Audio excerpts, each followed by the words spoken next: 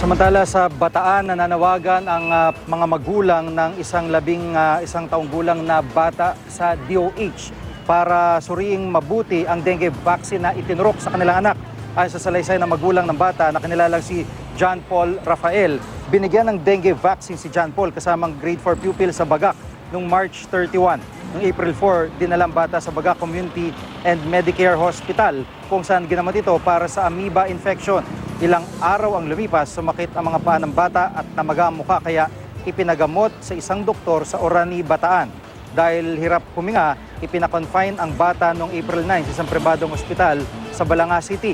Ngunit dahil sa kakapusan ng pera, inilipat ang bata sa Bataan General Hospital kung saan namatay ito noong April 11. Ayon sa mga doktor, ang dahilan di umano ng pagkamatay ng bata ay pneumonia, dehydration at congenital heart disease. Ayon sa magulang ng bata, may nakita ring butas sa puso ng bata noong Setyembre 2015. Tumanggi magsalita ang Provincial Health Office sa Balanga at sinabing ang Epidemiology Center ng DOH ang magbibigay ng pahayag tungkol sa isyong ito.